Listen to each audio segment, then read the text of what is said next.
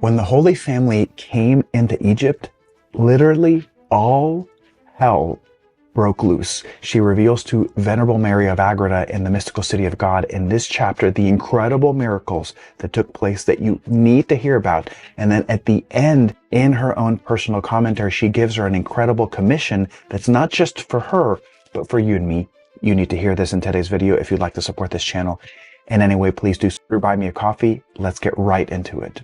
As I said, in order to secure these blessings to the Egyptians, the Lord took his dwelling in the city of Heliopolis, as it was so full of idols, temples, and altars to the demons, which at his entrance all fell to the dust with great crashing and noise. The whole city was set in commotion and confusion by the suddenness of this ruin. So when all of this happened, they noticed that these strangers happened to be coming into the city at the same time. They all started running towards them. She continues, they were filled with wonder at her incomparable gentleness and her exalted teachings, which undeceived them of their errors. And as she immediately cured some of their sick, she quieted and encouraged them so much the sooner. These miracles were so rapidly noised abroad that in a short time an immense concourse of people gathered to see the heavenly strangers. In this office of preaching to the Egyptians and of teaching them, our heavenly princess served as the instrument of her most holy Son, who lent power to her words.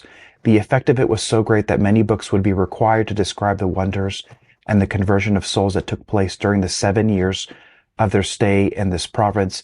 For in her ministry, she was filled with the benedictions of sweetness. Under the instruction of the infant Jesus, who obviously wasn't going to do the preaching or the healing because he was so young, it would have frightened them, but he was able to speak since he was born because he was God and man, and because of his divinity, he was able to sort of surpass human limitations. But this is how she instructed them. She spoke to each one in the manner suitable to his capacity and serviceable for teaching him the doctrine of eternal life. She enlightened them concerning the divinity and made them understand that there cannot be more than one God. She explained to them the several articles of truth pertaining to the creation and redemption of the world. She impressed upon their minds the commandments of the Decalogue, founded upon the natural law, and she showed them the manner of adoring and worshiping God and how they were to expect the regeneration of the human race. Concerning demons, she explained how they were enemies of God and men, how deeply they kept men in error by their idol worship, and the false answers of their oracles, how they induced men to commit the vilest abominations, and afterwards secretly tempted them by exciting the disorderly passions. By the way, if you watch that incredible interview with the Sean Ryan Show and Father Ripperger, this is exactly what he describes, that the Egyptian religion was demons being worshipped. And the infant Jesus, as this sort of mini exorcist, came in to cast out all the evil from the entire country. She confirmed her words by great miracles, curing all sorts of people who were sick or possessed.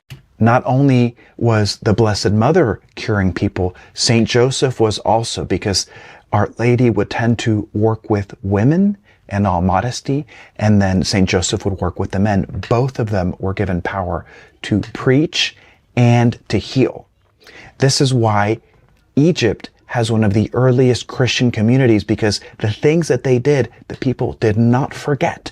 And so at least for those 600 years until the rise of Islam, there was incredible Christianity in Egypt. That's why there were so many early saints there. That's why there were so many early monasteries.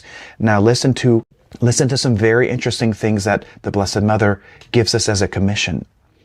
Thou wilt be able to understand how all this comported with my love of modesty and retirement, when thou takest into consideration the immense love that urged my most holy Son to hasten immediately after his birth to the assistance of these people and pour out over them his immense love and his longing for their salvation. This love he communicated to me and thus made me an instrument of his power. Or I should not have dared to enter upon such a great enterprise. For though I always prefer to abstain from speaking or communicating with others, yet the will of my Son and Lord governed me in all these things. Of thee, my friend, I desire that in imitation of me, thou work for the benefit and salvation of thy neighbors. So the Blessed Mother did not want to do any of this. She didn't want to preach. She didn't want to heal. She just wanted to keep to her own private place.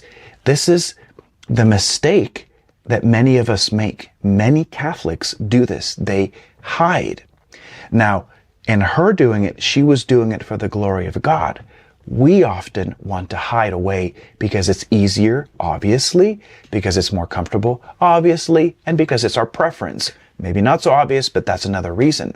But do you see how much that Jesus wanted so bad to convert these people that despite his Blessed Mother's wishes, whom he loved, he, in a sense, forced her to go out into ministry, to preach and to heal, something that would have been completely unheard of a woman doing at that time. Never would have seen this type of thing.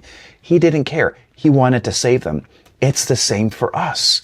Now, how do we do this? This video ties in with the previous video that talks about how she did nocturnal prayer 6 hours a day. Now, we need to do some sort of intense praying to be filled with the love of Jesus for sinners. Did you hear that key point? She was filled with power by being filled with his love for sinners. We can't love sinners with our love. We don't love them. We only love people that are easy to love. We're human. We're broken. We need to love sinners with the love of Christ. And we can only do that through prayer. We can't force ourselves to do it. And we need a lot of prayer, a lot more prayer than most of us want to do. She prayed a lot. This filled her with power. And then Jesus gave her power to go out and heal. Now, she commissions Venerable Mary of Agreda to do much the same.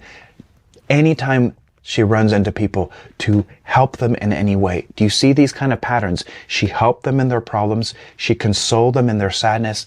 And then when the opportunity came up, she spoke the words of truth that the person was open to hearing in much the same way that the Blessed Mother did. Did you see the different steps that she took, the different ways in which she taught?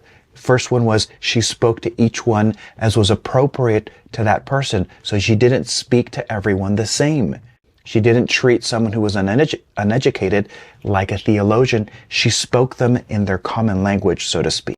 Some final words that she gives. For next to seeking thy own perfection, God wills that thou encourage and teach those under thy charge according to power and graces given to thee.